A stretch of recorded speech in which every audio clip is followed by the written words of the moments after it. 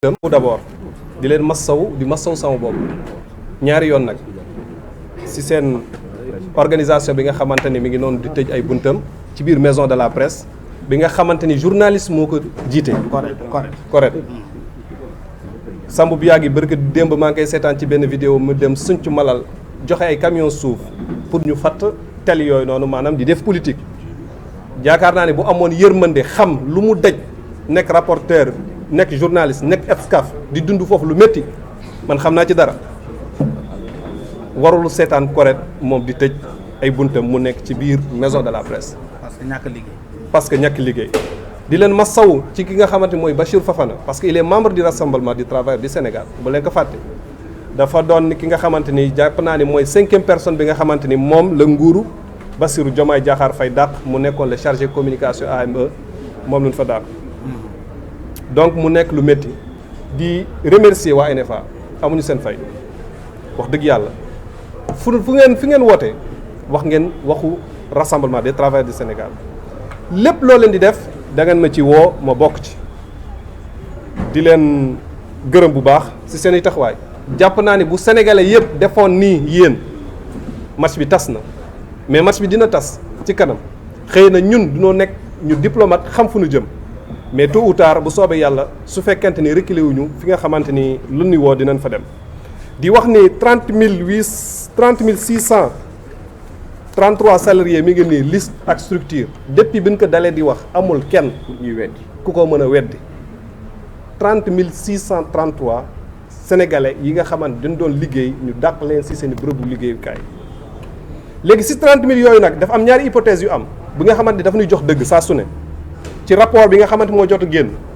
nee nañu masse salariale fonction publique yokk na 110 et quelques milliards ñoom dàq nañu il y a deux choses soit dañoo recruter mooy lu ñu wax dàq ay militants APR wala militants PDS pour recruter waa PASTEF wa ilaa ñoom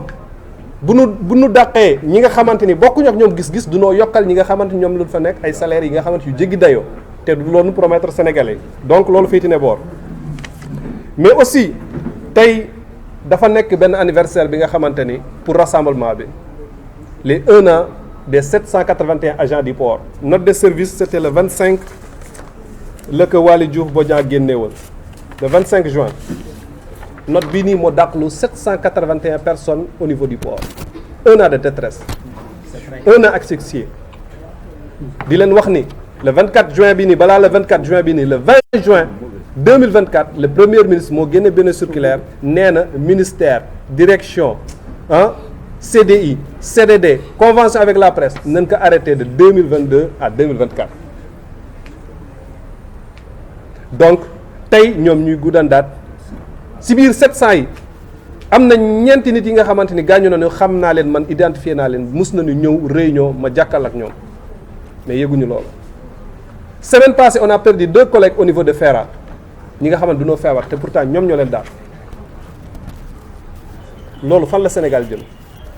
et pourtant le message dina foogoon ni après le 1er mai surtout avec la pacte suicidaire bi nga xamante ni sunu papa yi sunu maam yi dem signé ko avec le gouvernement à sa tête Mody Guiro le 26 avril dafa dajeek ñun mun naa ñu pacte bi kenn du ko signé te intégré ñu ces travailleurs là mais malheureusement pour un taxawaalu à Somone pour un tambal mbaalu ci ministère yi pour un wundeelu à Genève le 9 juin jaral na leen à tout prix signer ce pacte là pour gouvernement décaisser leen tous ces moyens pour ñu mën a def loolu mais di leen wax ne nañu xoolaat démb les syndicats sectoriels aussi parce qu'ils sont complices de ces licenciements dans toutes les entreprises mun ma gëm ni 700 et quelques personnes ñu dàq leen ci biir port mu am ay syndicalistes te kenn du wax l'opposition à sa majorité nag yàkkamti nañ dem dialogue yàkkamte nañ wax ci rapport mais seen i doom seen i rek lañu dàq ci ay bërëb liggéeykaay yu bëri te kenn du ci wax te suba bu ñu waxee révision code électoral ku nekk da ngay bokk sa dossier nga naan non man xoolal nañ ko modifier article L29 bi L30 pour man mënoo bokk te kenn waxu ci toute la société civile nag jaar nañ ci ñoom mais ñu gis ni classe ñoom Alioune Tine ñoom Modou Ndiaye Cissé ñoom professeur Babacar Gueye dinoo soxla benn étude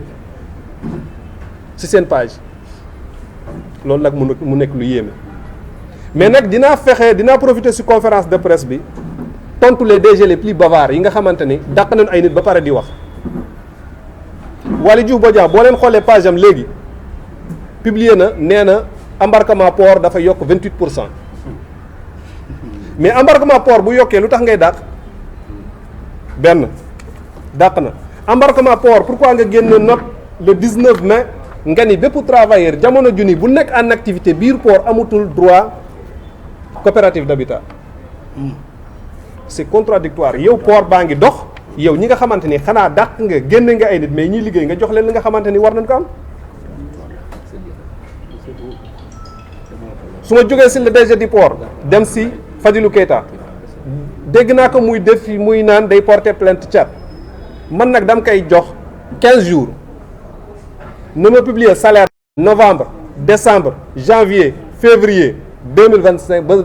ba février 2025 su fekkente ni yeggul montant bu Tchad wax na ma jox ndigal man ma publier ko jox ko presse bi te moom mooy directeur bi nga xamante ni da nga jàq jigéen bi nga xamante dafa nekk en état dàq jigéen bi nga xamante ni dafa nekk en congé maternité ba pare nga génn ci biti di wax yow lan nga mën a toog DG nga ni man salaire 6 millions lay am nga ni def nga bénéfice 100 et quelques milliards nga ni kër googu dafa am problème motif économique nga dàqee ñooñu des fois yow da ngay fen ba weddi sa bopp. ki nga xamante ni mooy docteur Dabo Amadou Ba temps yi bi nga xamante ni moom lañu bëgg def star mu nekk le directeur de 3FPT yor financement da nga war a wax lépp li nga xamante ni muy suqali wala li nga xamante ni mooy utal nit ki emploi nee na ci MNF képp ki nga xamante ni la dàq CDD amul benn problème article L42 L43 L44 ba L45 mi ngi nii nam dam koy défier na ma wax ban entreprise moo respecté ces articles bu ñuy arrêté les gens qui sont en contrat à durée déterminée des fois damay naan ñii est-ce que jàng nañu léegi seen incompétence nag bi nga xamante ni moom la ñu am ba violer les règles primaires du code du travail moom la sénégalais yi di dund jamono jii nii moom la premier ministre di jëfru jamono jii nii parce que boo jëlee ku mel ni Dakar Dem Dikk nga fal fa PCA bu amul BFM fan nga jëm nga dellu ku mel ni Grand Théâtre bi nga xamante ni moom tamit Serigne Saliou Fall bi moom du ko ci teg parce que bu santoon Fall dina am tuuti yërmande dàq jigéen bi nga xamante ni bu mu accouché il y a même pas 15 jours te moom tamit d'après les informations nee na mu amul BFM ministre du travail bi nga xam ministre de la fonction publique bi nga xamante ay syndicat grève nga les chantage comme li ko ministre travail waxee 1er mai nee na ñun ay syndicalistes yu sangoo deru bëy lañu mais syndicalistes yi ñi nga xamante ni doo sangoo deru bëy xool leen lii ay salariés yi nga xamante di leen dàq ci seen kër yi nga xamante ni fu ñu dàqoo ñoom amuñu yërmande googu noonu dàq ay sénégalais yi nga xamante ñi ngi doon liggéey mais sénégalais yooyu yu ñu dàq sénégalais yooyu ñoo doon doxal administration. tey lu tax le premier ministre nii ministre yi DG yi doxul parce que il y a des gens compétents yi nga xamante qui étaient dans des postes stratégiques di ko doxal malheureusement ñu remplacer leen par des minables yi nga xamante xamuñu dara xamuñu musuñu am stage ñoom lu ñu jox nguur gi. jàpp naa ni le rassemblement des travailleurs du Sénégal bu su fekkente ni nekkoon na li nga xamante ni amut ñun on va pas préparer un mémorandum bi nga xamante ni qui a été déposé partout dans tous les ambassades. li ko jëlee pièce annexe yëpp yaa ngi fi lépp li nga xamante ni jaar nañ fa mi ngi fi jox nañ ko ba OIT di santaale waa FRDS mooy Front Résistance Diaspora du Sénégal ñoo ñu ko déposé au niveau de l'OIT donc ci loolu yaakaar naa ne ñun yebewuñu le pays Sénégal ba di ko jébbaane ci ay faux documents wala ci ay faux chiffres je les invite nag fu leen neex plateau bu leen neex ci sujet bu leen neex ci licenciement bi ñu def ko mais malheureusement nag ñoom li yëngulu leen mais nag trop c'est trop li may yàgg di wax ak li ma waxaat gars yi rek c'est la justice ou la révolte su fekkente ne ñi nga xamante ni ñi ngi liggéey ñi nekk ci justice enseignement supérieur ñi ngi fayeegu sax di jooy waxtuma laa ñun ñi nga xamante ni presque 1 an amuñu salaire am na li nga xamante nag bëgguñu fa yegg ak Sénégal parce que BRT bi bu lakkee ñun la yàqul TER bi bu yàqoo ñun la yàqul te am na ñi nga xamante ni ñi nekk ci biir rassemblement ils ont participé nuit et jour pour projet yooyu dox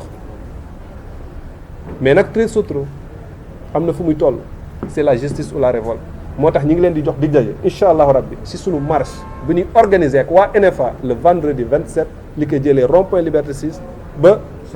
sortie VDN di wax le sous-préfet nag je pense que ni lu nu def ñun def ko waa NFA la fois passée du ko defaat am na li nga xamante ni bu nu si poussé rek du baax du baax si Sénégal maa ngi leen di sant. seen salaire c'est vraiment il faut faire la croix et la bannière pour nga jot si mais malgré cela yi ngeen di góorgóorlu di ñëw teewee ndaje yi nga xam ne dafay bokk ci luy gën a dëgëral suñu démocratie li waral conférence de presse bi tey ay points yu xaw a takku la lu mel ni marche bi nga xam ne bëggoon nañu ko amal vendredi bale passé ñu gis ci sabotage bu mag a mag donc ils vont revenir là-dessus pour en tout cas waxaat sénégalais yi lan mooy xew le jour là ba mënuñu mu jëwuñu marche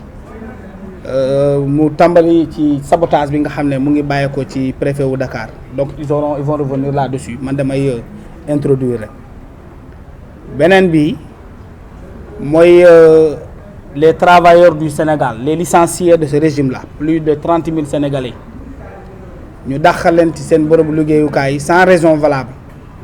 pour des considérations politiques ba tey gii amul benn jéego boo xam ne teg nañ ko mu jëm ci ñooñu pour xool naka la ñuy en tout cas ñëwee régler problème yooyu surtout que dans le cadre du pacte social y a un alinéa qui disait que il faut vraiment ñu delloo képp koo xam ne dañ la daxoon ci sa bërëbu liggéeyukaay ñu restaurer la ci sa dignité boobu ba tey dara yëngatuwul dara amul Boubacar Fall moo leen fi teewal mooy président du RTS le Rassemblement des travailleurs du Sénégal il aura largement le temps de revenir sur cette question-là bu ci topp nous avons constaté que depuis que ce régime est arrivé ici au Sénégal que les libertés démocratiques sont bafouées le jeu démocratique est quasiment interdit dans ce pays-là quand tu parles dans les organes de presse tu es menacé ñu dem cybercriminalité DIC vraiment dafa mel ni dañu fa yokk écran yi jël policier bu ne ñu jëbal la benn organe de presse wala benn site internet nee la diw ak diw ak diw ak diw ak diw ak diw parce que ànduñu ak ñoom déglu leen tous les matins tous les soirs pour ngeen disséquer en tout cas discerner ay erreurs de communication yu ñuy def pour ñu mën leen convoquer jàpp leen yóbbu prison loolu bokkul ci démocratie donc ñu jàpp ne cette liberté de démocratie du lu ñuy négocier du lu ñuy yelwaan lu ñuy xeex la ba jot ko parce que nos acquis démocratiques c'est des acquis que nous avons obtenus au soir de plusieurs luttes depuis nos pères fondateurs donc c'est pas des en tout cas ces gens-là qui vont remettre cela en cause mais aussi j'ai commencé par la presse il y a la liberté de la presse tey gis nañu ci régime bi ay chroniqueurs bu ci mujj may voyez Bassirou Fofana qui est convoqué depuis le matin pour une toute petite déclaration boo xam ne il aurait fallu un démenti pour ñu xam ne lu mu wax du dëgg bu dee du dëgg bu doon dëgg la tamit ñu xam ne noonu la demee mais ñu convoqué ko depuis 10 heures jusqu'à présent il est là pour des questions qui vraiment ne font que contraindre la pratique de la presse mais aussi l'expression des voix libres donc ñu fas yéene am ay jéego yu ñuy teg pour xamal gars yi ne y a de ces acquis démocratiques là personne ne pourra les remettre en cause au Sénégal bu ci mucc mooy incha allahu rabbi cette marche qu'on avait sabotée bu soobee yàlla de lundi passé on a introduit en tout cas une autre annonce wala sax déclaration de marche parce que tout simplement ñun moomuñu di dem ci préfet di xool ndax dina autoriser wala du autoriser dañ koy annoncer dañ koy yëgal ne dañuy amalaat marche vendredi 27 avril juin incha allahu rabbi ñu koy wax rek mu jël tout ce qui est lui de responsabilité le peuple sénégalais am nañu responsabilité si lii xew ci rapport bi ak 2 milliards yi leen sarax parce que nag affaire bi sax sarax lay niru sarax mooy jël li gën a néew sa kàttan ak li gën a néew sa poos jox ko waa yàlla bi yow nga dese li gën a baax tey gouvernement bi dafay sarax le peuple sénégalais lu tax mu ñuy sarax parce que ñun ñoo jël assemblée nationale bi jox ko gouvernement bi tey lii xew nii assemblée nationale moo waroon xool budget bi bu leen fàtte nii le budget a été voté sans débat bu leen fàtte loolu bu fekkoon ni budget bi jaar na fi mu waroon jaar député yi xool ko ni ñu ko waroon xoolee daañ ne ko Ousmane 2 milliards kenn du ko jox sa askan di jox sa gouvernement 300 et quelques milliards lii moo ñu rey